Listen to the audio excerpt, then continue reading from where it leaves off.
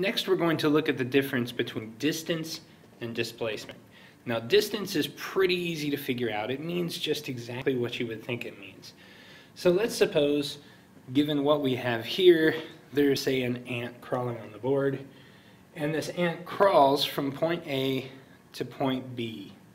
The distance that that ant crawled is 34 centimeters. Suppose it goes from point A to point B and then from point B to point C. So the total trip was from A to C, but it went to B first and then comes to C. The total distance traveled in that case would just be 34 plus 44, so the total trip was 78 centimeters. That's how distance works, and our definition of distance is that it is just length along a path. So I've chosen the path that's traveled, and I want to know how long is that path. So that's distance, the length along a path. Where people get very confused is with this thing called displacement. Displacement sort of feels like distance, but there is a huge difference. Distance is the length along the path. Displacement is the straight line distance between your starting point and your ending point. So let's take that first trip where I go from A to B. We said the distance traveled was 34 centimeters. The displacement is the straight line distance between A and B, so it's 34 centimeters as well, but here's where things get different. Displacement is what we call a vector, and a vector is just a measurement that has a size, 34, and a distance, or a direction, excuse me. So if I'm going to list the distance from point A to B, so going from A to B, the distance is 34 centimeters. The displacement is 34 centimeters as well, but with the displacement, because it's a vector, I have to have a direction as well. And so the direction from where we started to where we ended is southeast. So I'd say the displacement of the object with the trip from A to B is 34 centimeters southeast. Now let's make this more complicated. Let's look at our trip from A to C, but passing through B. So now we're going to change this. Again, we're going on a trip from A to C, but we're going to pass through B in the meantime. So on our trip from A to C, we can figure out the distance.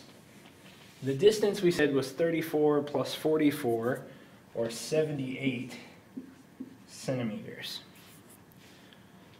The displacement, however, is the straight line distance between where you started and where you ended. So the displacement is 33 centimeters, and we need a direction as well.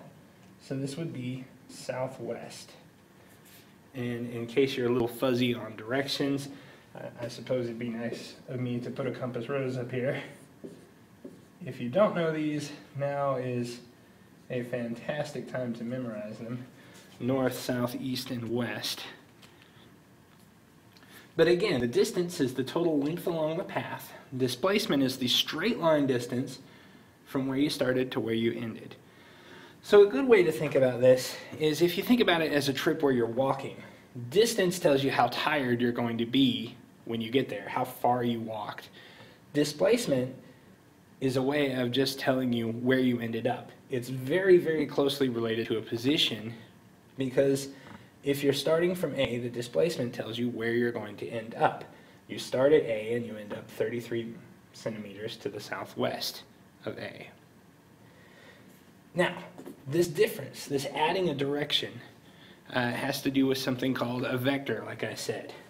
Displacement is a vector. Position, you'll remember, has to have a direction as well. So position and displacement are both vectors. Distance is what we call a scalar, and I'll write that down because that can be a little tough to think about how it might be spelled. So a scalar, S-C-A-L-A-R, and a scalar is just a number that has just a number and a measurement, or a number and a unit. It does not have a direction. So most of the numbers you've dealt with in your high school career have been scalars. Now we're introducing vectors, which are displacement and position and other quantities that we'll look at. All right, the last thing I need to mention really quickly are units of distance. Here, notice the unit of distance was the centimeter. Now, there are 4 that we use very, very often in this particular class, and so you have to know them.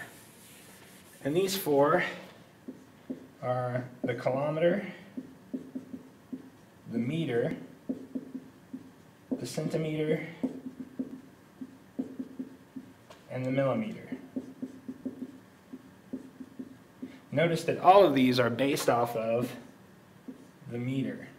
And the meter is the standard unit of length in science in the system we call the SI system, which is akin to the metric system. But this is a meter. So the length of this particular stick is 1 meter. And these are all just adjustments off that length. A kilometer is 1,000 of these. So that's a long distance. You'd measure things that in our system you'd measure in miles. In the SI system, measure those in kilometers. So kilometers, it's 1,000 of these. It's for very long distances. We abbreviate that as km.